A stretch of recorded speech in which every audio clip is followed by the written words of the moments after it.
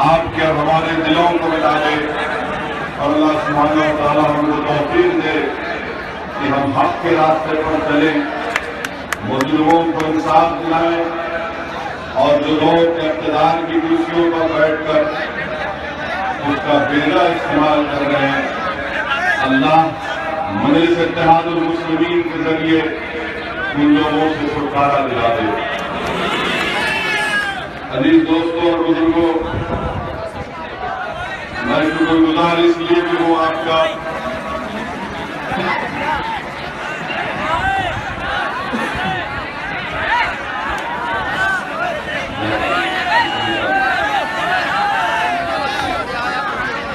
ये मेरे तरफ फूल अच्छे नजर नहीं आते, क्योंकि मुझे आदत हो चुकी है कांटों के दरमियान बोलने की।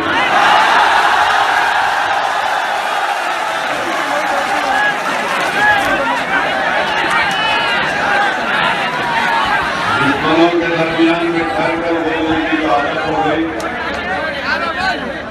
कांटों के चुभने का अंदाजा नहीं होता, मगर आज फैसलाबाद में फूलों को देखकर जरा ताज्जुब होता, क्योंकि हमारे आने से पहले बहुत से लोग हमारी राह में कांटे दिलाने की कोशिश किए, मगर जो हमारी राह में कांटे दिखा रहे हैं, मैं उनसे कह रहा हूं कि आप जरूर दिखाइए।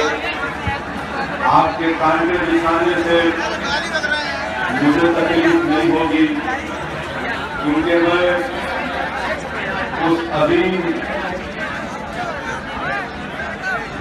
1400 साल पहले, बल्कि बरसों पहले जिसकी राह में कांटे बिछाए गए थे, जिनके ऊपर मुबारक पर पत्थर फेंके गए थे, जिनके जिस मुबारक पर कचरा डाला गया था, उन्होंने हम तमाम को एक पैगाम दिया कि देखो, कभी अपना रास्ता बदलना नहीं, चाहे तुम पर कचरा डाला जाए, चाहे तुम पर पत्थर बरसाए जाए, चाहे तुम्हारी राह में कांटे बिछाए जाए, या फिर तुमको आग के तूफानों से गुजरना पड़े, मगर कभी अपने रास्ते को तब्दील नहीं करना। मेरे अजीज दोस्तों और बुजुर्गों, आज सऊदी ओवैसी आपसे सिर्फ यही कहने को आया है कि मैं अपना रास्ता बदलने वाला नहीं हूं।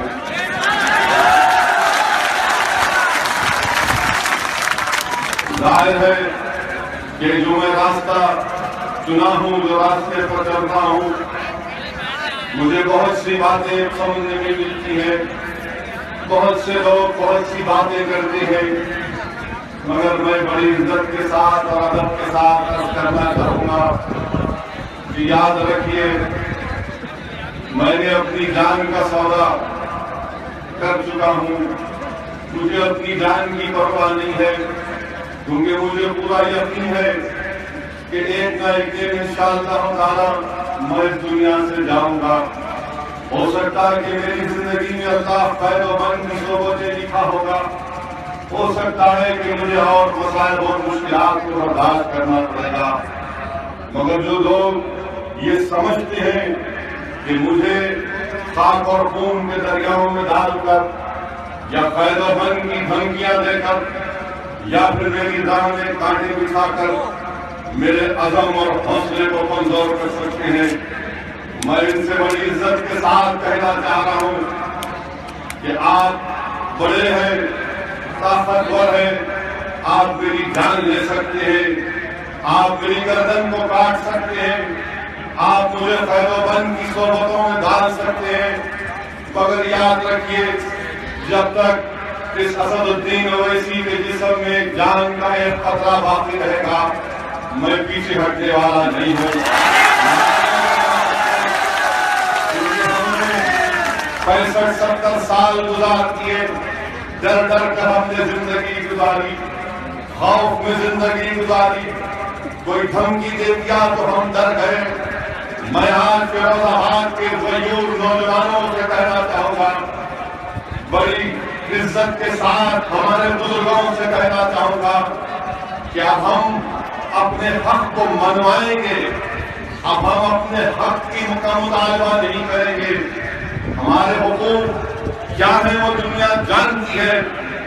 आज वक्त आया है कि हम अपने हुकूक को मनवाएं। आज वक्त आया है कि हम अपनी बात को मनवाएं। और मैं आज आपके दरमियान में इसलिए खड़ा हूं कि यकीनन एक इंतखाबी जलसा है। मैंने आपके सामने ये कहा कि हमको अपने हुकूक को मनवाना है। वो कौन से हुकूक हैं? असदुद्दीन अवैसी जमीन के नीचे की बात नहीं कर रहा है। असदुद्दीन अवैसी आसमानों की बात नहीं कर रहा है। असदुद्दीन अवैसी हिंदुस्तान के संविधान की बात कर रहा है। और दुनिया की कोई ताकत मुझे संविधान की बात करने से रोक नहीं सकती। मैं चैलेंज कर रहा हूं, रोक सकता हूं। मैं अपने हुकूक अगर मनवाना चाहता हूं, अब हम अपने हक के लिए भीख नहीं मांगेंगे। 70 साल हो चुके हैं कि हम इन तमाम इख्तिदार की कुर्सियों पर बैठने वालों के पास जाकर इनसे भीख मांगते रहे, पूछते रहे कि ये हमारा काम है कर दीजिए, ये हमारा काम है कर दीजिए। आज असदुद्दीन अवैसी आपसे बात कहने को आया है। ये संविधान आपसे कहता है जिसको बाबा साहेब अम्बेडकर ने बनाया था। मेरे गयूर नौजवानों, ये संविधान तुमसे कह रहा है। जिन्होंने संविधान को बनाया वो तुमसे पुकार पुकार कर कह रहे हैं कि आज मांगने का वक्त नहीं है, अपने हुकूक को मनवाने का वक्त है। और याद रखो, हमारे हुकूक जब हम मनवाएंगे जब आपकी आवाज उत्तर प्रदेश के विधानसभा में जाएगी, जब आवाज बेबाक होकर बोलेगी, वो आवाज बेखौफ होकर बोलेगी, वो आवाज इन मुस्लिमों की तर्जुमानी जब करेगी, वो आवाज जब इन गरीब और गयूर नौजवानों के जज्बात की तर्जुमानी करेगी, वो आवाज जो बुजुर्गों के उम्मीदों को पूरा करने के लिए उठेगी, वो आवाज जब उठेगी उत्तर प्रदेश के विधानसभा में, तो फिरोजाबाद के गयूर मार बहनों के कलेजे को सुकून पहुंचेगा कि चलो आज तो कोई आवाज उठी है जो मेरे कलेजे को सुकून पहुंचा सकती है। ये काम मजलिस इत्तेहादुल मुस्लिमीन करना चाहती है कि नौजवानों की उम्मीदों को पूरा किया जाए, बुजुर्गों के ख्वाबों को पूरा किया जाए, हमारी माँ और बहनों को सुकून पहुंचे, हमको तहफ़्फ़ुज़ मिले। ये काम मजलिस इत्तेहादुल मुस्लिमीन करती आई है। मैं कोई सियासत में नया नहीं हूँ। 55 साल से मजलिस इत्तेहादुल मुस्लिमीन हिंदुस्तान की पार्लिमानी जमहूरियत में हिस्सा ले रही है। 1960 में पहला असेंबली इलेक्शन मजलिस इत्तेहादुल मुस्लिमीन ने जीता था। आज जो लोग मजलिस इत्तेहादुल मुस्लिमीन पर इल्जाम लगा रहे हैं, इल्जाम ये लगाते हैं कि जैसा कि मैंने कल आगरा में कहा था, रोज कोई ना कोई अखबार के सहाफी मुझसे फोन कर इंटरव्यू लेते हैं या फिर पूछते हैं मुझसे, और जो ज्यादा सेकुलर होते हैं वो मुझसे सवाल करते हैं, ओवैसी साहब आप यूपी जा रहे हैं? मैंने कहा हाँ जा रहा हूं। बोले क्यों? मैं क्यों नहीं जाऊं? बोले नहीं, अब ये बड़ा अहम इलेक्शन है। मैंने कहा कौन सा इलेक्शन अहम नहीं होता? जिला परिषद का इलेक्शन भी है होता, कॉर्पोरेटर का इलेक्शन भी है होता, पार्लियामेंट का इलेक्शन भी है होता। तो आवाज आती है जो ज्यादा सेकुलर होती है, आप हमारे सवाल का मतलब नहीं समझे। मैंने कहा मैं आपके मतलब को जानता हूं, आप अपने मतलब की बात कर रहे हैं, आप अपने मफाद की बात कर रहे हैं, आप मुझसे सवाल करके अपने लालच को दिखा रहे हैं, और आप मुझे ये पैगाम दे रहे हैं कि अगर मैं जाऊंगा तो सेकुलरिज्म का क्या होगा। तो फौरन वो कहती है कि हाँ सेकुलरिज्म का क्या होगा। मैंने उनसे पूछा कि मेरे भाई जरा ये तो बता दो कि सेकुलरिज्म को जिंदा रखने की जिम्मेदारी क्या ओवैसी पर है? तो कहा नहीं नहीं, आप पे बहुत बड़ी जिम्मेदारी है। तो मैंने कहा याद रखो, मैं तुम्हारे घर का मजदूर नहीं हूँ कि सेकुलरिज्म के बोझ को उठाऊंगा। मैं तुम्हारी गुलामी करने के लिए नहीं पैदा हुआ, कि तुम्हारी अजमत के लिए, तुम्हारी इज्जत के लिए मैं 65 साल से तुम्हारी गुलामी कर रहा हूँ। आज ये बोझ मैं नहीं उठा रहा हूँ, बल्कि बोझ मैं उठाकर इन तमाम लोगों के ऑफिस के सामने रखकर आया हूँ, चाहे वो कांग्रेस हो, चाहे वो सपा हो, चाहे वो बीएसपी हो। ये लो, ये बोझ तुम्हारा है। तुमने 65 साल तक मेरे कंधे पर सेकुलरिज्म का बोझ रखकर मुझको धोखा दिया। जब मैंने कहा कि मुझे फिरोजाबाद में डिग्री कॉलेज चाहिए, तो तुमने डिग्री कॉलेज नहीं दिया। जब मैंने कहा मुझे पीने का पानी चाहिए, तो तुमने नहीं दिया। जब मैंने अस्पताल का मुतालबा किया, तो तुमने पुलिस स्टेशन को खोल दिया। जब मैंने कहा कि बच्चों के लिए प्राइमरी स्कूल को खोल दो, तो आपने शराबखानों को आबाद कर दिया। जब मैंने इंसाफ की बात की, तो आपने जुए खानों को आबाद कर दिया। अब ये सेकुलरिज्म को मैं उठाने वाला नहीं हूँ। मुझे ये समझता हूँ कि सेकुलरिज्म के माने क्या है, मुझे बता दो। आज अगर आप देखेंगे तो सेकुलरिज्म के नाम पर हम मजलूमों को लूटा गया। सेकुलरिज्म के नाम पर हम वोट डालते गए, इख्तियार किसी के पास रहा, उनकी इज्जत और अजमत में इजाफा हो गया, मगर हमारे मसाइल वही के वही रहे। आज फिरोजाबाद की आवाम के सामने असदुद्दीन ओवैसी मजलिस इत्तेहादुल मुस्लिमीन के एक अदना गुलाम और सिपाही के तौर पर गया है कि मेरे भाई सिर्फ इलेक्शन के वक्त सेकुलरिज्म याद आता, और जैसा इलेक्शन खत्म हो जाता कोई सेकुलरिज्म की बात नहीं करता। आज हमारे वोट को हासिल करने के लिए, अपने इक़्तिदार की कुर्सियों को बचाने के लिए, दोबारा सत्ता में आने के लिए आज फिर से सेकुलरिज्म की बात कर रहे हैं। मैं पूछना चाहता हूँ हिंदुस्तान के नाम निहार सेकुलर पार्टियों से कि मुझे जरा मतलब तो बता दो, तुम्हारे सेकुलरिज्म का क्या है। आज मैं फिरोजाबाद आ रहा हूँ तो ये लोग कह रहे हैं, इल्जाम लगा रहे हैं कि देखो एक शख्स आ रहा है, शेरवानी पहनकर आ रहा है, और वो आकर वोट काटेगा, वो आकर सेकुलरिज्म को कमजोर करेगा, वो आकर बीजेपी को फायदा पहुंचाएगा। हाँ, ये बात सच है कि मैं शेरवानी पहनता हूँ, ये बात सच है कि मुझे फख्र है कि मेरे चेहरे पर दाढ़ी है और मेरे सर पर टोपी है। अगर आपको मेरे कपड़ों से नफरत है तो मैं अपने कपड़े तुम्हारे लिए उतारने तैयार नहीं हूँ, मगर मैं तुमसे वादा कर रहा हूँ कि अगर तुम मेरे कपड़ों पर और मेरे जिस्म पर तनकीद करोगे तो इंशाअल्लाह ताला वो दिन दूर नहीं है जब कुदरत तुम्हारे कपड़ों को तुम्हारे जिस्म से फाड़ कर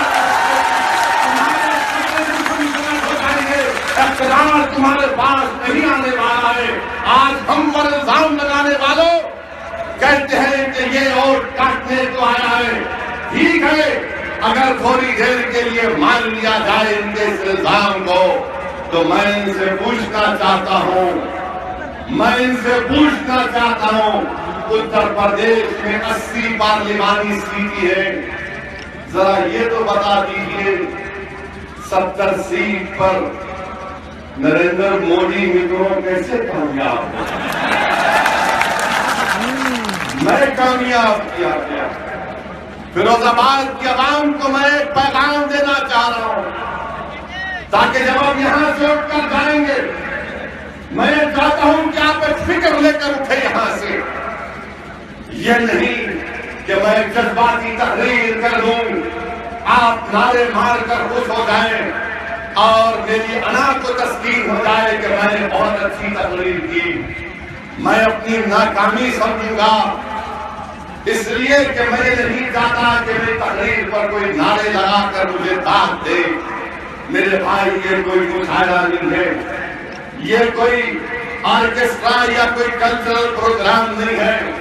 मैं बहैसियत एक जिम्मेदार, एक सियासी जमात के आपको फिक्र देना चाहता हूं, और वो ये है कि 70 सीट पर तो बीजेपी कामयाब हो गई। बताइए फिरोजाबाद के गरीब नौजवानों, क्या सदुद्दीन ओवैसी किसी एक पार्लियामेंट सीट पर इलेक्शन लड़ा था क्या? तो फिर कैसे बीजेपी कामयाब हो गई? क्या इसका जिम्मेदार मैं हूं? और क्या आपने पार्लियामेंट के इलेक्शन में समाजवादी पार्टी के उम्मीदवार को वोट दिया था? नहीं दिया था? क्यों दिया था?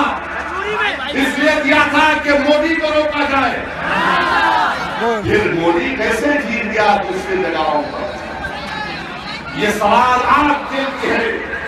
मुझ पर इल्जाम लगाने वालों, मुझे ये बता दो कि समाजवादी पार्टी के 5 MP कामयाब हुए, मुलायम सिंह यादव कामयाब हुए, सुसरे कामयाब हुए, बहू कामयाब हुई, भाई का बेटा यहां से कामयाब हुआ, एक और भाई का परनवासा कामयाब हुआ, एक लालू के दामाद कामयाब हुए, पूरा यादव परिवार कामयाब हुआ।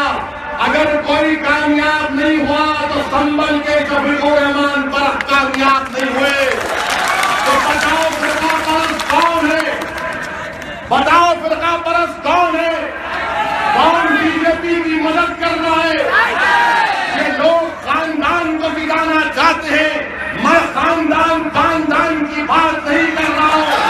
मैं आपसे कह रहा हूं कि बीजेपी से मुकाबला करने के लिए ये शेर बबर को कामयाब करवाना। हम पर इल्जाम लगाने वालों, सुनिए, मुझ पर इल्जाम लगा रहे हैं, याद रखो, तुम मेरी जबान का मुकाबला नहीं कर सकते, ना तुम कर सकते, ना तुम्हारे खानदान का कोई फर्क कर सकता मेरी जबान का। मैं इतना पढ़ा लिखा तो नहीं हूं, आपकी तरह प्रोफेसर तो नहीं हूं मैं। आप प्रोफेसर हैं, मैं कहां हूं? मैं तो सिर्फ थोड़ा पढ़ा। मेरे मरहूम वालिद ने मुझे लंदन भिजाया कि कहा कानून पढ़ो। मैं कानून पढ़ गया। फिर कहा कि बैरिस्ट्री की डिग्री करो, मैंने कर लिया। जाहिर है एक बैरिस्टर और प्रोफेसर में तो जमीन आसमान का फर्क है। कहां प्रोफेसर और कहां बैरिस्टर? महात्मा गांधी बैरिस्टर थे, पंडित नेहरू बैरिस्टर थे, वो प्रोफेसर नहीं थे। समझे आप?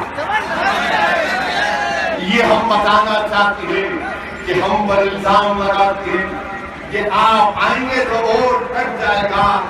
मेरे भाई, मुझे ये तो बता दो, बरसात क्यों कामयाब नहीं हुए?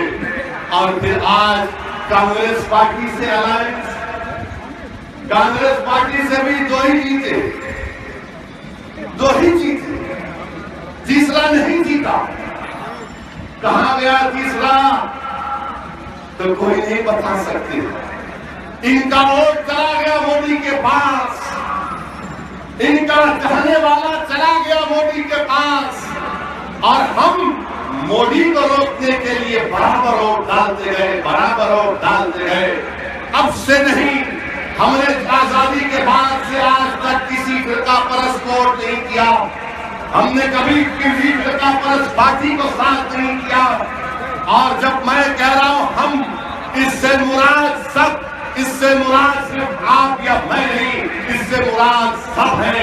बताइए फिर हमारे मसाइल हल क्यों नहीं होते? हमारे मसाइल हल क्यों नहीं होते?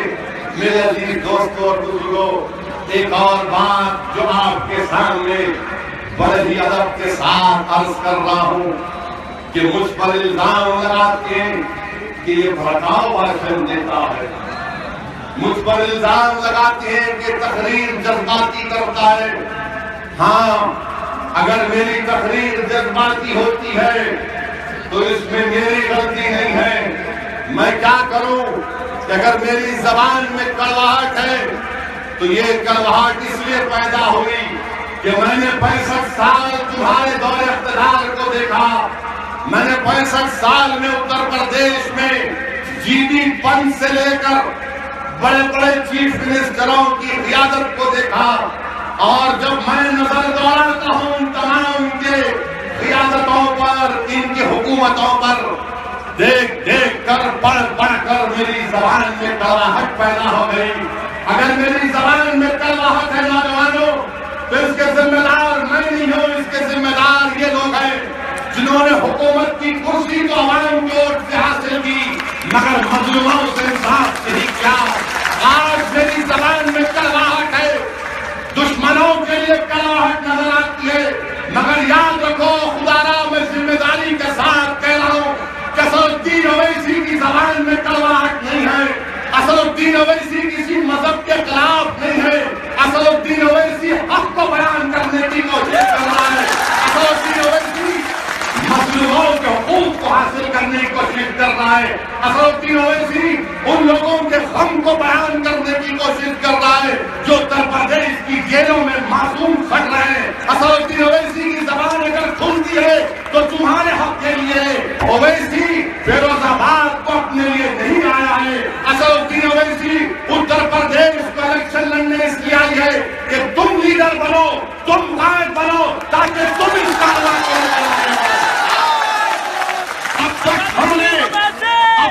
हमने सबको लीडर बनाया। जीवी पंत को लीडर बनाया। हमने जीवी पंत पर भरोसा किया। हमने विश्वनाथ प्रताप सिंह को देखा। हमने किस किस को नहीं देखा? मुलायम सिंह यादव को देखा, राजनाथ सिंह को देखा, कल्याण सिंह को देखा, अब अखिलेश को देख रहे। और ये कह रहे हैं, अखिलेश कहते हैं काम बोलता है। ये नहीं कहते चाचा क्यों बोलते हैं, ये क्यों नहीं कहते पिताजी क्यों नहीं बोलते आजकल। काम बोलता है ना, तो सुनो तुम्हारा काम सुनाता हूं मैं। यहां से इटावा कितना दूर है? अभी रास्ते में नजर आया Etawah safari park. Safari park का वाकया सुनिए। अखिलेश यादव ने इटावा सफारी पार्क में हिंदुस्तान के जंगलों से, जू से 12 बबर शेर को लाकर रखा। वो जंगल में बबर है इटावा के, तो फिरोजाबाद के खुली हवाओं में फिरने वाला एक बबर है। तो खैर वो बेचारे बबर को लाकर इटावा के जू में रखे। अखिलेश कहते हैं ना काम बोलता। 6 बबर मर गए, 6 मरे खाली। तो अखिलेश को बड़ी तकलीफ सुना के पेट में दर्द हुआ, बड़े नाराज हो गए। कहा कैसे मरे? कहा कि लंदन से डॉक्टर को बुलाओ और मालूम करो कि 6 कैसा मरे। हाँ अखिलेश यादव, आपका काम बोलना। 6 बेजुबान जानवर मर गए तो आपने लंदन से डॉक्टर बुलाए। कभी आपने ये डॉक्टर को बुलाकर पूछा कि फिरोजाबाद में 12-13 घंटे जो नौजवान अपना सीना आग के सामने रखकर जो शीशा बनाता है, उसके फेफड़ों को क्या होता है? कभी आपने कोई डॉक्टर को बुलाकर कहा कि फिरोजाबाद में ये जो नौजवान शीशा बनाता है, आग के सामने खड़े होकर फूंक फूंक कर जिसका कलेजा छलनी हो जाता है, फेफड़े कमजोर पड़ जाते हैं, उसको ESI भी नहीं मिलता। क्या अखिलेश ने कभी कोई दिन ग्लास बनाने वालों के लिए डॉक्टर को बुलाया लखनऊ से? ये इनका काम बोलता है। जानवर मरे तो लंदन से डॉक्टर, और फिरोजाबाद के गरीब झोपड़ियों में, छोटे छोटे घरों में जो मजलूम नौजवान जिंदा रहता है, जो रात में खास खास कर सो भी नहीं सकता, और जब नींद लगती है तो फजर की अदा हो जाती है, और उसके बाद उसको अपनी पेट के लिए, रोजी रोटी के लिए आगे बढ़ना पड़ता है। ये अखिलेश का विकास है मेरे भाई, ये इनका विकास है। मैं तुम्हारी थालियों का मोहताज नहीं हूं, मैं तुमसे ये नहीं कह रहा हूं कि थाली मारो, नहीं मेरे भाई। आज मुक्का बनाओ और कहो कि मैं अपने आप के लिए लड़ूंगा, उसको हासिल करूंगा। ये हम 65 साल से उनके लिए थालियां मारती आए हैं, अब थाली नहीं मारेंगे। हम अपने घरों में जाकर रोते हैं। हम नौजवान अपनी माँ के सामने कभी अपने माँ के गिरबान में सर रखकर एक नौजवान रोता है, और जब अम्मा पूछती है कि बेटा बता आज क्यों रो रहा है, तो बेटा कहता है अम्मा कि तेरे गिरबान में सुकून मिल रहा है, इसलिए मैं सर रख कर रो रहा हूँ। वो नौजवान अपने मसाइब को अपनी माँ के सामने बयान नहीं कर सकता। वो नौजवान अपने जज्बात की तर्जुमानी अपने माँ के सामने नहीं कर सकता, इसलिए कि माँ को तकलीफ पहुंचेगी। नौजवानों, अब अपने माँ के गिरबानों में या उनके बाजू फैल कर रोने का वक्त नहीं है। आज मजलिस इत्तेहाद और मुस्लिमीन तुमको एक मुतबादिल दे रही है।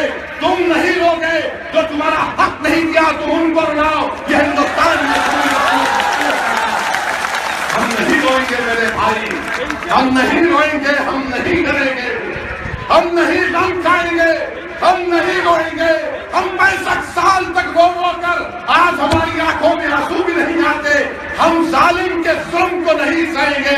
हम हिंदुस्तान के संविधान के मुताबिक अपना हक लेकर रहेंगे, हम अपना हक लेकर रहेंगे। और ये संविधान आर्टिकल 21 पढ़कर सुनाओ, आपको नहीं, आपको नहीं मिलेगा। आप बहुत पढ़े लिखे हैं, इसलिए तो यहाँ पर आए। आप इतने काबिल हैं कि यहाँ मेरे करीब आ गए। आप इतने जियाले हैं कि मैं आपके दरमियान में से चलता हुआ आया। उत्तर प्रदेश की कोई भी सियासी पार्टी का ऐसा जलसा नहीं होगा। अगर कोई इतना, अगर कोई अखिलेश आते हैं या फिर यादव परिवार के आते हैं या कांग्रेस के आते हैं या बीजेपी के आते हैं, तो 2.5 से 20 फीट 15 फीट तो कोई नहीं ठहरता। गाड़ी के करीब कोई नहीं आ सकता।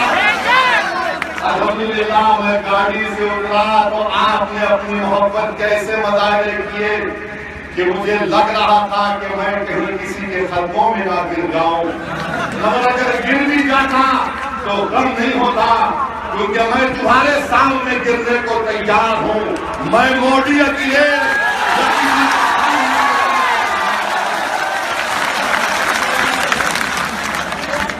अब उनके जलसे में क्या होता, पुलिस आके बोलती देखो 20 फीट, वो क्यों रखते 20 फीट? मैं देखा अपनी आंखों से। मैं हैदराबाद में पुलिस ऑफिसर ने पूछा इतना फासला क्यों रखते आप दूसरी पार्टियों में? तो अस्कर बोले साहब अगर कोई चप्पल फेंकेगा तो जायज तक नहीं पहुंचता। और मुझसे कहा आप भी दूर बनाइए। मैंने कहा अगर चप्पल फेंकेंगे तो मैं रख के घर को लेके जाऊंगा।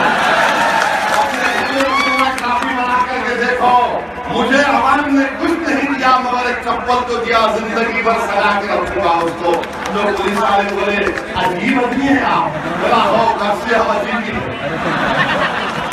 बहरहाल मेरे भाई, आर्टिकल 21 क्या कहता है? ये था दस्तूर की किताब दुर्गादास बासु। आर्टिकल 21 जो लोग मुझसे कह रहे थे ना ये हैदराबाद नहीं फिरोजाबाद है, ठीक है साहब, बिल्कुल सही है। ये आर्टिकल 21 पेज नंबर 124 में लिखा हुआ है। आर्टिकल 21 का मतलब एक अच्छी आबोहवा मिलना, ये हर हिंदुस्तानी का बुनियादी हक है। ये हर हिंदुस्तानी का बुनियादी हक है। क्या समाजवादी पार्टी एक अच्छी आबोहवा देती है आपको? क्या समाजवादी पार्टी के 5 साल के इक़्तिदार में क्या आपको डॉक्टर की सुविधा मिली? क्या आपको इज्जत मिली? राइट टू रेपुटेशन आर्टिकल 21 में है। जब ये सब नहीं मिला तो फिर विकास क्या बोलता? विकास बोलता है अरे तुम बोलते हम झेलते, अखिलेश बोलते दलित झेलता, अखिलेश विकास बोलते मुसलमान झेलता। अरे विकास तो इटावा में हुआ, विकास तो सिर्फ सफाई में हुआ, विकास तो कहीं नहीं हुआ। ये और बात है कि लखनऊ के एयर कंडीशन कमरे में बैठकर अगर बोल देते हैं और ये समझते हैं कि विकास हुआ, विकास नहीं हुआ मेरे भाई। ये संविधान ये कहता है और ये आर्टिकल 21 में क्या लिखा हुआ है? आर्टिकल 21 में साफ पानी मिलना लिखा हुआ है। यही तो हमारी लड़ाई है मेरे भाई, यही तो हमारी कोशिश है कि आपको आपके हुकूक मिले, चाहे कोई किसी मजहब का हो। मैं बार बार कह रहा हूं कि मैं किसी मजहब का खिलाफ नहीं हूं, मैं सब मजहब को मानने वाला हूं, मैं सब मजहब की इज्जत करने वाला हूं। मैं तो ये चाहता हूं कि हिंदुस्तान ये तमाम मज़ाहिब को मानने वाला मुल्क है। इस मुल्क की खूबसूरती है, इसका इतिहास, इसका प्लुरलिज्म है, इसकी भाईचारगी है और मैं इस भाईचारगी को मजबूत करने चाहता हूँ। इलेक्शन आएंगे और जाएंगे मगर हिंदुस्तान की भाईचारगी हमेशा बाकी रहेगी और मुझे पूरा यकीन है कि इंशाअल्लाह ताला वो मोहब्बत और इख्वत हमेशा के लिए हिंदुस्तानियों में बाकी रहेगी।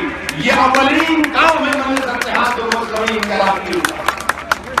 अहम बात और है मेरे भाई, अखिलेश वादे की बात करते अच्छा आप सुनो इनका वादा। ये वादा किए थे अपने इलेक्शन मैनिफेस्टो में।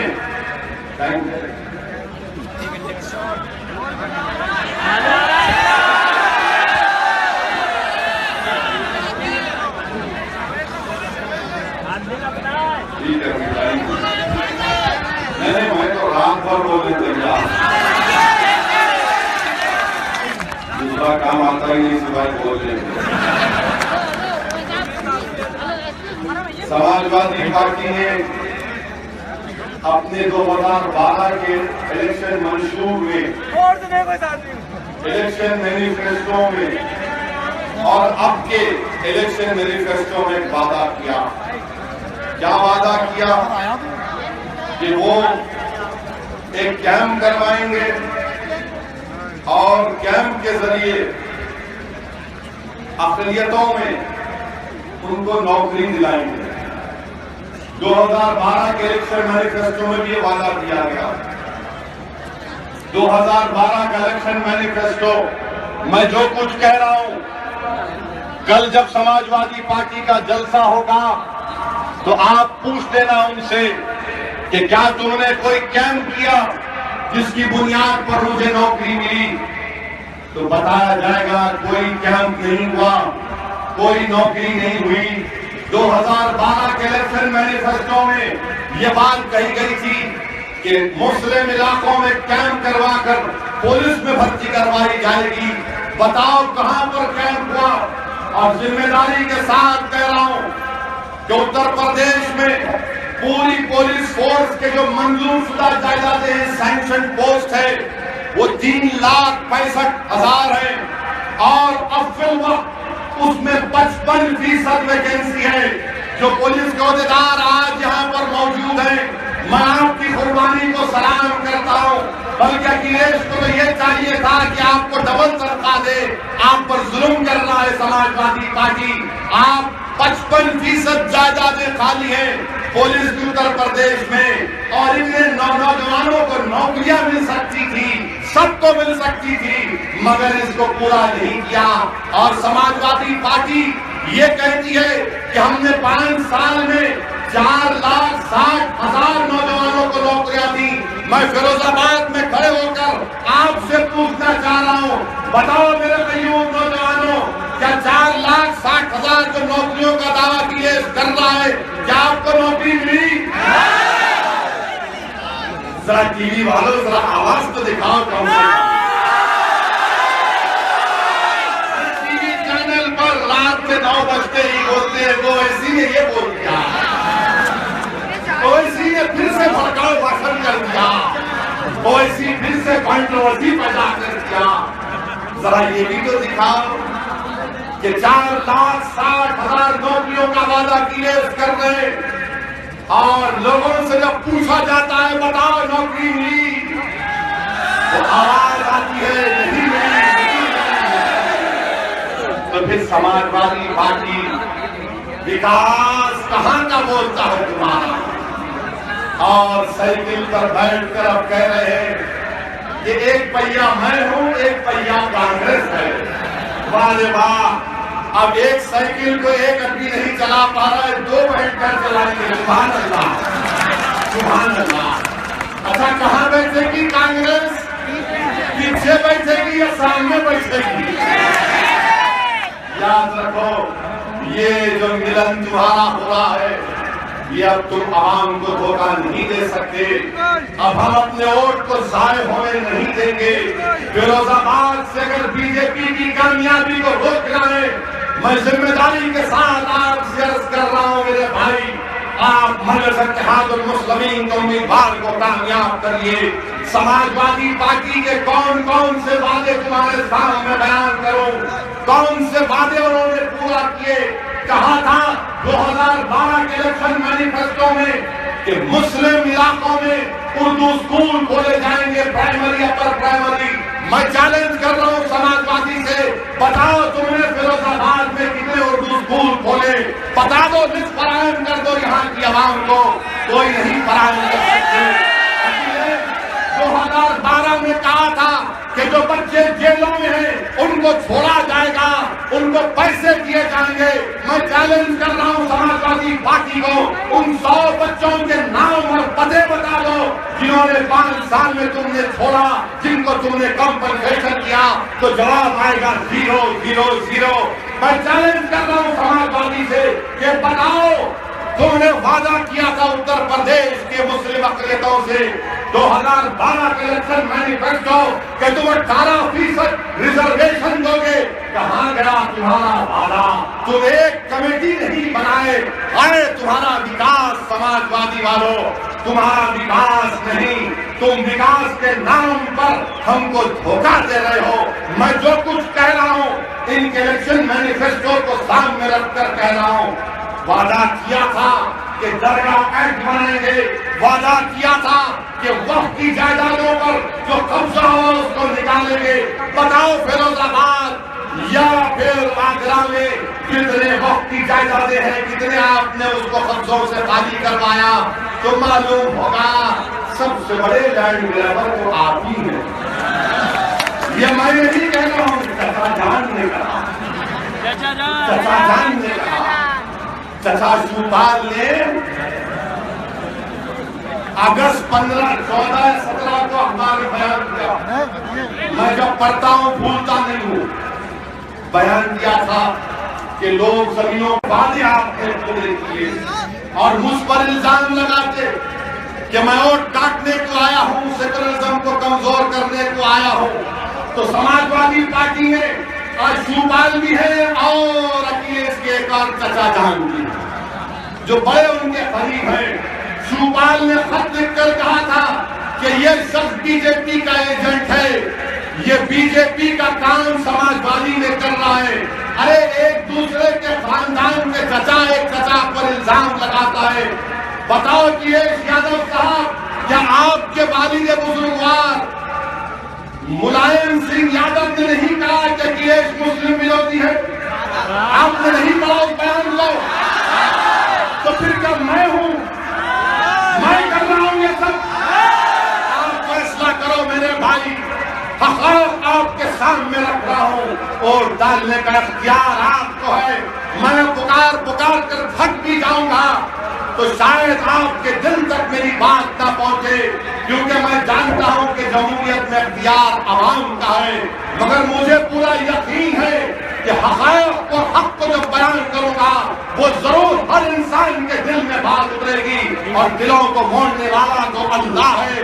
मैं अल्लाह से भीख मांगता हूं कि परवरदिगार आप तमाम के दिलों में मजलिस इत्तेहादुल मुस्लिमीन की मोहब्बत को पैदा कर दे।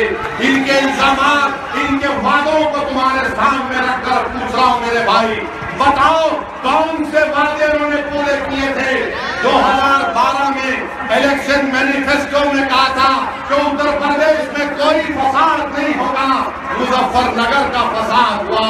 हिंदुस्तान टाइम्स अखबार की रिपोर्ट है कि 3 साल में उत्तर प्रदेश में 10,000 से छोटे बड़े कम्युनल राइट्स हुए। बताओ कि ये तुम्हारा विकास है कि तुम फिरका परस्ती को नहीं रोक सकते और आज तुम हमको तहफ्फुज़ नहीं दे सकते, हमारी जान की हिफाजत नहीं कर सकते, हमारे घर की हिफाजत नहीं कर सकते, हमारे बच्चों को स्कूल नहीं देते, हमारे नौजवानों को नौकरी नहीं देते, हमारे बच्चों को डिग्री कॉलेज नहीं देते, हमारे महल्लों को पानी नहीं देते, हमारे नौजवानों को जेल से नहीं निकालते। अरे बताओ तो क्या मैं तुमको डालकर अपने आप को तबाह करूं या फिर जिंदा रखूं? फैसला आपको करना है, फैसला आपको करना है, फैसला आपको करना है। मेरी आवाज खत्म हो जाएगी मगर जमहूरियत में फैसला आपको करना है। और जब यहां से उठोगे तो एक फिक्र लेकर उठो, खुदा की एक अज़म करके उठो कि नहीं, अब नाइंसाफियों के दौर का खात्मा होगा।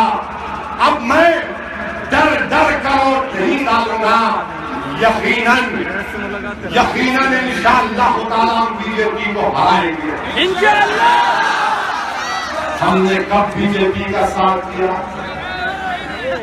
कब दिया हमने साथ? ना कभी दिए, ना कभी देंगे इंशाअल्लाह। और हम अकीदे से पूछना चाहते हैं, अगर मोदी को जिंदगी भर याद रखा जाएगा, किस लिए याद रखा जाएगा? क्योंकि article 21 right to life, Modi ने हिंदुस्तान के संविधान पर हल्फ लिया और हिंदुस्तान का संविधान कहता है कि जो चीफ मिनिस्टर और प्राइम मिनिस्टर होगा वो हर हिंदुस्तानी की जान की हिफाजत करेगा। क्या हम 2002 को भूल सकते हैं? जब हम 2002 को नहीं भूल सकते तो फिर कांग्रेस हमसे कह रही है कि मुजफ्फरनगर को भूल जाओ, अखिलेश को माफ कर दो। मेरे भाई अगर माफ करना है तो दोनों को माफ कर दो और मुझे तुम्हारा साथी बना दो, मैं तुम्हारा साथी हूँ। इसीलिए तो बदनाम होता हूँ, इसीलिए तो कलेजा जलता है, इसीलिए तो जबान में कड़वाहट पैदा होती है, इसीलिए तो खून के आंसू रोता हूँ रात के अंधेरे में उठकर अल्लाह की बारगाह में कि परवरदिगार कौन इंसाफ करेगा बता दे। जिनके हाथ में तूने इख्तियार दिया वो हमको इंसाफ नहीं कर रहे। मेरे भाई आज हमारे पास एक ताकत है, नौजवानों को तुम मेरी बात को समझो। कम से कम जब इस दुनिया से जाएंगे तो एक तिस्तगी दिल में तो नहीं रहेगी कि मैंने कोशिश नहीं की। एक कोशिश करो, 65 साल हो चुके हैं सेकुलरिज्म के झूठे दावों पर हमको धोखा दिया गया। आज नौजवानों उठो, बुजुर्गों मेरी सरपरस्ती करो। अगर मैं गलती करता हूं तो मेरे कान पकड़ो, अगर मैं गलती करता हूं तो मुझे सजा दो, मगर खुदा के लिए मैं जो बातें कह रहा हूं उसको सुनो। अगर उसमें सच्चाई है, उसमें हक़ानियत है तो तुमको उसको समझना पड़ेगा और उसको लेकर आगे बढ़ना पड़ेगा। मैं अपने लिए नहीं आया हूं मेरे भाई, मैं तुम्हारे लिए आया हूं, मैं तुमको लीडर बनाने के लिए आया हूं। और कांग्रेस सपा बीएसपी कहती है कि तुम हमको लीडर बनाओ, मैं तुमसे कह रहा हूं तुम बनाओ, तुम बनाओ, तुम बनाओ। मेरे अजीज दोस्तों और बुजुर्गों, अब आइए बीजेपी की बात करते हैं। शुरू में बोल देता तो आप बोलते रहे जल्दी खत्म कर दिए। मेरे भाई बीजेपी 2.5-3 साल से इक़्तिदार पर, आप लोग वोट तो नहीं होगा सुना चाहे भाई, मगर खाली सुन के नहीं चले जाना।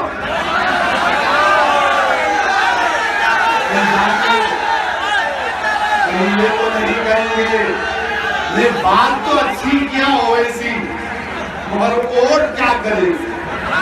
अगर वैसी बात अच्छी किया, सच्ची किया, पक्की किया, तो फिर आप वोट भी हमको दो, पतंग को लाओ। ऐसा नहीं है कि खाली बैठ कर बहुत अच्छा बोला। भाई साहब, ये कोई कल्चरल प्रोग्राम नहीं है, ये आपकी शहनशाही करने के लिए यहाँ पर आया हूं। मजलिस के हक में वोट इस्तेमाल करने की तरगीब और गुजारिश करने के लिए आया हूं, क्योंकि 11 फरवरी का वक्त बहुत कम है और आपको एक बड़ा फैसला लेना है। अब रहा सवाल भारतीय जनता पार्टी का। कल इलेक्शन मैनिफेस्टो शाह साहब रिलीज करे, लखनऊ में रिलीज करे अपना इलेक्शन मैनिफेस्टो। और पहली बार उसने क्या कहा कि अगर बीजेपी को सत्ता मिलेगा उत्तर प्रदेश में तो जितने स्लॉटर हाउसेज हैं बीजेपी बंद कर देगी। मैंने कहा अच्छा, आप स्लॉटर हाउस बंद कर देंगे तो फिर क्यों नहीं पूरे हिंदुस्तान से एक्सपोर्ट बंद कर दो, गोश्त का बंद कर दो पूरा एक्सपोर्ट। आपको मालूम, फिरोजाबाद की आवाम सुन ले कि हिंदुस्तान दुनिया में दूसरा बड़ा मुल्क है ब्राजील के बाद, जो 1 मिलियन टन से ज्यादा गोश्त दुनिया में एक्सपोर्ट करता है।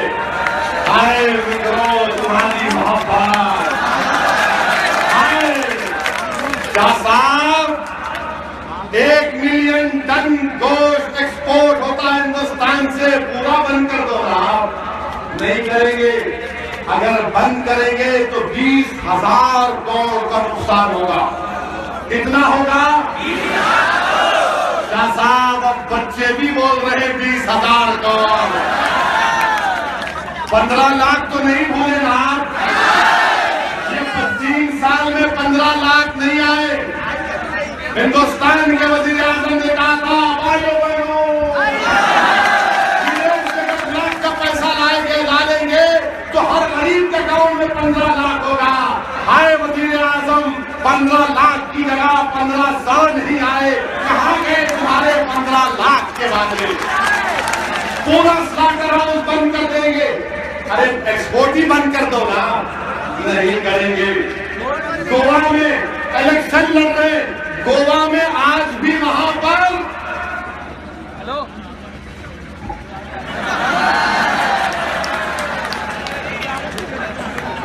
अब आप बोलिए, अगर मैं बोलता उसको तो बोलेंगे देखो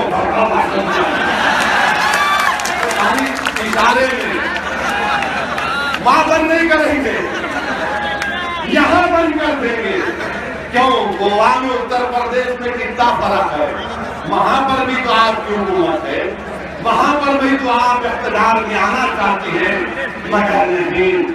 इनकी दोगली पॉलिसी बीजेपी, इनकी दोगली पॉलिसी। और फिर इलेक्शन मैनिफेस्टो में बोलते हैं कि हर बच्चे को लैपटॉप देंगे। मेरे तो कान पकड़े अखिलेश जी बोले लैपटॉप। अरे लैपटॉप क्या है यहाँ पे? लैपटॉप ले लो। अखिलेश बोले लैपटॉप लो, बाद में कर दिया मेरिटोरियस। अब बीजेपी बोली लैपटॉप सबको देंगे, एक इंटरनेट कनेक्शन के साथ देंगे। अरे क्यों धोखा दे रहे? उत्तर प्रदेश में टेली डेंसिटी, यानी टेली डेंसिटी का मतलब 1000 लोगों पर मुश्तमिल कितने लोगों के पास टेलीफोन कनेक्शन है। हिंदुस्तान का जो नेशनल एवरेज है वो 81% है। उत्तर प्रदेश का कितना है अखिलेश और मोदी? 61%, यानी सबसे कम आपके रियासत में है। और ये बोल रहे लैपटॉप ले लो। अरे टेलीफोन नहीं है, कनेक्शन है। और फिर बोल रहे कि जो अगर लोग गांव छोड़कर चले जाएंगे, यानी जो मुजफ्फरनगर के बाद एक बाउंड खाया गया था कि लोग अपने घर बार छोड़कर चले गए। हिंदुस्तान के वजीर आजम असदुद्दीन ओवैसी तुमसे पूछ रहा है, लोग अगर गांव छोड़कर चले गए तो तुम डीएम को जिम्मेदार बनाओगे। अरे कभी ये तो पूछ लेते कि लाखों की तादाद में उत्तर प्रदेश का नौजवान अपनी गुर्बत और अपने पेट के लिए बंबई, हैदराबाद, दिल्ली क्यों जाता है? कभी उसके लिए तक कमीशन बना देते। हिंदू भी जाता है, मुसलमान भी जाता है, दलित भी जाता है, ये सब जाते हैं, मगर नहीं फिरका परस्ती को फरोग देना है बीजेपी को, फिरका परस्ती को फरोग देना है। अगर कमीशन बना के बोल दे तो उत्तर प्रदेश से इतनी बड़ी तादाद में नौजवान क्यों जाते हैं? और क्यों मोदी के 500,000 की नोट बंद होने के बाद आज नौजवान नहीं जा रहा है? स्टेशन पर जब ट्रेन आती है तो हजारों लाखों की तादाद में नौजवान वापिस आ रहा है, इसलिए कि दिल्ली में उसका काम बंद हो गया, मुंबई में उसकी नौकरी खत्म हो गई, चेन्नई में उसका पूछने वाला नहीं है, पंजाब की खेतों में काम करने की हमारी जरूरत नहीं है। मेरे भाई, ये काम बीजेपी और नरेंद्र मोदी ने किया। 500,000 की नोट ले ली और तमाम हिंदुस्तान के गरीबों पर एक काली जरब लगाई। आज फिरोजाबाद में क्या ये हकीकत नहीं है कि फिरोजाबाद में गिलास का काम नहीं होता है, आर्डर नहीं मिल रहे हैं, मुरादाबाद में ब्रास का काम नहीं हो रहा है, अलीगढ़ में ताले की इंडस्ट्री पर ताला लग चुका है, लखनऊ में जरदोजी के काम करने वाले 3 लाख लोग बेरोजगार हो गए, उत्तर प्रदेश का किसान परेशान और बेहाल है, उत्तर प्रदेश के मजदूर के पास मजदूरी नहीं है, हर शख्स परेशान है, मगर अगर कोई खुश है तो मोदी है। हाय आपकी खुशफहमी, याद रखो आपकी खुशफहमी जो आप हजारों की तादाद में हिंदुस्तान के गरीबों को लाइन में खड़ा किए। 11 फरवरी के दिन वजीर आजम जब उत्तर प्रदेश का गरीब वोट डालने के लिए लाइन में जाएगा तो उसके दिलो दिमाग पर एक ही चीज रहेगी कि जिसने मेरे पैसों के लिए मुझे 10-10 घंटे लाइन में खड़ा किया, आज मैं 1 घंटा ठहर कर उसको शिकस्त दूंगा और मैंने आप बताइए मेरे भाई, हिंदुस्तान के वजीर आजम ने कहा, अच्छा आपको और एक बात कर दिए, असल अहम बात भूल गया।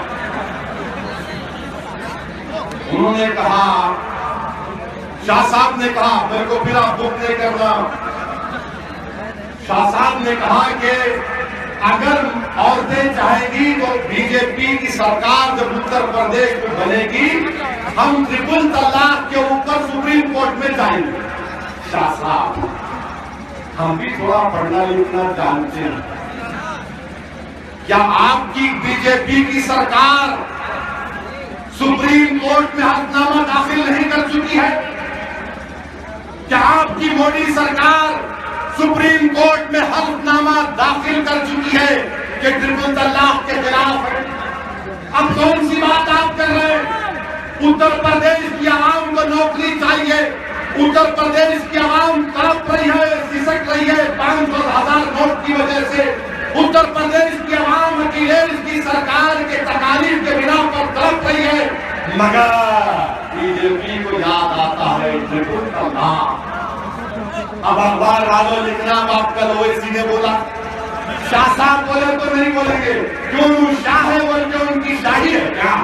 अरे याद रखो, मेरी शाही में है फकीरी है, मेरे पास हुकूमत नहीं है, मगर अल्लाह के करम से अल्लाह ने मुझे इज्जत दी है जो हिंदुस्तान के वजीर आजम को भी नहीं दी होगी।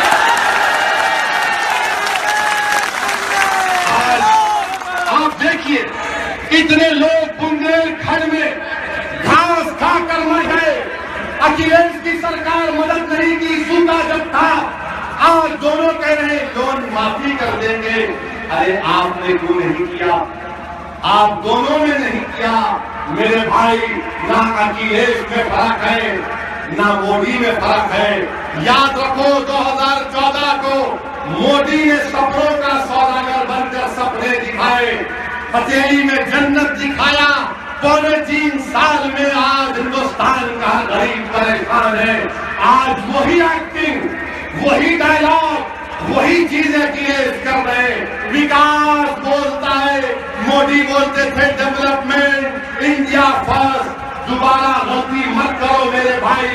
कल तक ये लोग समझते थे कि उत्तर प्रदेश में हमारे पास कोई मुतबादिल नहीं है। मेरे अजीज दोस्तों और बुजुर्गों, मुतबादिल के तौर पर आज इत्तेहादुल मुस्लिमीन आपके पास है। आज डरने और घबराने की जरूरत नहीं है। हम कल तक हालत मजबूरी में कभी मुलायम सिंह को वोट दिए, कभी बहन जी को वोट दिए, कभी कांग्रेस को वोट दिए। और याद रखो मेरी इस बात को, फिरोजाबाद के गयूर नौजवानों, मोदी के पास 280 सीटें हैं। मोदी अपने आप को वजीर आजम से ज्यादा डिक्टेटर समझते हैं। आज कोई पूछने वाला नहीं है। हिंदुस्तान में अगर गरीबों को फायदा मिलना चाहिए, हिंदुस्तान में मजलूमों को इंसाफ मिलना चाहिए, तो कोई भी पार्टी 2/3 मेजॉरिटी नहीं लाना चाहिए। याद रखो, अगर फिर से उत्तर प्रदेश में कोई 200 असेंबली की सीट पर कामयाब हो जाएगा तो तुमको, हमको, गरीबों को कोई नहीं पूछेगा। वो बोलेंगे हमने अलायंस किया, हम जीत गए, अब 5 साल के बाद दोबारा तुम्हारे पास आएंगे और कहेंगे ओवैसी को रोको, ओवैसी वोट काटने आया है। मैं तुमसे कह रहा हूं कि हरगिज बीजेपी को वोट मत दो, मगर अपनी पार्टी का साथ दो, मजलूमों का साथ दो, गरीबों के हक के लड़ने वालों का साथ। आज आप बताइए, अगर 280 सीट लाकर हिंदुस्तान के वजीर आजम ने हिंदुस्तान के गरीबों की गुर्बत का मजाक उड़ाया, अगर फिर से उत्तर प्रदेश में कोई 200 असेंबली की सीट पर कामयाब हो जाएगा, जिसके पास 200 विधायक होंगे, तो उत्तर प्रदेश के गरीब आवाम, याद रखो, कोई तुम्हारी तरफ रुख कर नहीं देखेगा। इसलिए अपने उम्मीदवारों को, अपनी पार्टी को कामयाब करो। लोग बोलते हैं मजलिस के अगर 8-10 इंशाअल्लाह कामयाब हो गए तो क्या होगा।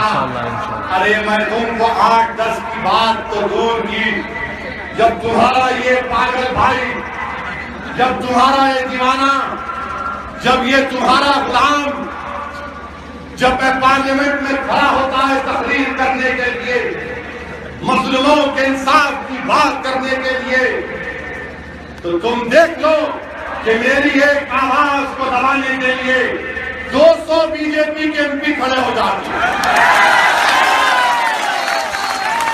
और जब मुलायम सिंह यादव खड़े होते तो सब मजे बोले लेके सुनते। जब समाजवादी के कोई खड़े हो जाते तो बोलते अपना ही है, बोल ले दो। और जब हम खड़े होते तो पूरों को खड़ा होना पड़ता टेंशन में। ये काम, ये मिजाज हमको पैदा करना पड़ेगा। फिरोजाबाद के गयूर नौजवानों, मेरे सरदार माँ बहनों, मेरे बुजुर्गों, खुदा के लिए मजलिस इत्तेहादुल मुस्लिमीन को मौका दीजिए। मैं आपसे कह रहा हूँ कि मैं यहाँ पर सिर्फ एक इलेक्शन लड़ने के लिए नहीं आया हूँ। इंशाअल्लाह ताला जब तक मैं जिंदा रहूंगा, उत्तर प्रदेश और फिरोजाबाद आता रहूंगा। जिस दिन अल्लाह फरमाएगा कुल्लु नफ्सिन ज़ाइक़तुल मौत, तो इंशाअल्लाह ताला तुम याद रखना, मेरा जिस्म जमीन में गल जाएगा, मगर मैं नहीं रहूंगा। लोग आते रहेंगे, तुम्हारे सामने आपको बयान करते रहेंगे।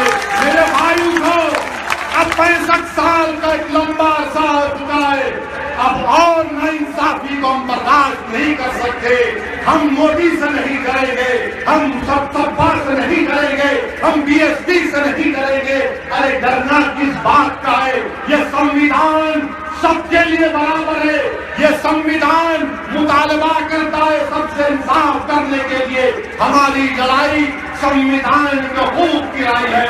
उठो नौजवानों, और बीजेपी का ये पैगाम कि अब राम मंदिर बनाएंगे।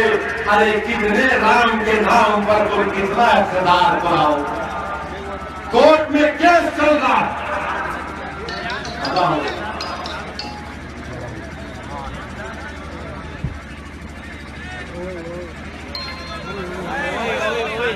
माफी चाहता हूँ, मुझे रुकना चाहिए। अब राम मंदिर का मसला उठा, गवर्नेंस चला गया, मिनिमम गवर्नमेंट मैक्सिमम गवर्नेंस की बात करते थे। इनके पास कोई इशू नहीं है।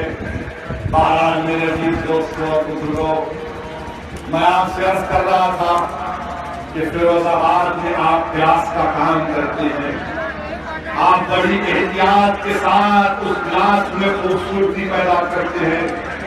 मेरे भाई, अगर कोई उसको तोड़ देता है तो उस फनकार को कितनी तकलीफ होती है। आप जब इतनी मेहनत से, इतनी जुस्तजू से और आग के सामने ठहर कर इस गिलास को बनाते हैं, जब वो गिलास की कोई कदर नहीं करता तो बनाने वाले को तकलीफ पहुंचती है। मेरे भाई, जिस तरह तुम गिलास में खूबसूरती पैदा करते हो, कभी अपने दिल पर भी हाथ रखकर सोचो कि कितने मरतबा हमारे दिलों को तोड़ा, कितने मरतबा हमारे जज्बात को इख्तियार की कुर्सियों पर बैठने वालों ने अपने पैरों तले रोन दिया। आज फिरोजाबाद में आप चूड़ियां बनाकर पिलाते हैं ना। मेरे भाई, याद रखो, ओवैसी तुमसे कह रहा है कि तुम चूड़ियां बनाते हो किसी को पहनाने के लिए, पहनने के लिए नहीं। आज तुम उनको चूड़ियां पहनाओगे और अपनी मर्दानगी का हिंदुस्तान के संविधान पर अटूट यकीन का मुजाहरा करोगे। तुम अटूट यकीन का मुजाहरा करो। मेरी लड़ाई, मेरे भाई, किसी मजहब के खिलाफ नहीं है। मेरी लड़ाई समाजी इंसाफ की लड़ाई है। मेरी लड़ाई माशी इंसाफ की लड़ाई है। मेरी लड़ाई तहजीब को बचाने की लड़ाई है। मेरी लड़ाई ज़बान और रस्म और ख़त का तहफ़्फ़ुज़ करने की लड़ाई है। मेरी लड़ाई आपकी आवाज़ सुनने की लड़ाई है। मेरी लड़ाई ये है कि हिंदुस्तान का संविधान जो समाजी माशी इंसाफ की बात करता है, उसकी तमानियत देता है। हमारी लड़ाई यह है कि संविधान के जो कॉन्स्टिट्यूशनल गोल्स है उसको हासिल किया जाए। आओ फिरोजाबाद के गयूर नौजवानों जो सियासी आकाओं की गुलामी नहीं करते, आओ मजलिस इत्तेहादुल मुस्लिमीन के अपने दौर का इस्तेमाल करो। 11 तारीख के दिन सुबह के अवलीन सातों में अपने घर से रवाना होइए और अपनी पार्टी को कामयाब करिए, अपनी जमात को कामयाब करिए और इंशाअल्लाह ताला जिंदगी बाकी अल्लाह रखेगा। जिंदगी अगर वफा करेगी तो बार बार आपके दरमियान में आता होगा। हाँ, ये आपसे आखिर अपील है कि जब आप इस दरगाह से जाएंगे तो आराम से जाएंगे, दुरूद शरीफ पढ़ते हुए जाएंगे, कमर से अमन से जाइए ताकि किसी को भी कोई तकलीफ ना हो। पुलिस का ताउन करिए, उनके काम में कॉपरेशन करिए, एडमिनिस्ट्रेशन का साथ दीजिए और 11 के दिन मजलिस को दीजिए। शुक्रिया। खुदा।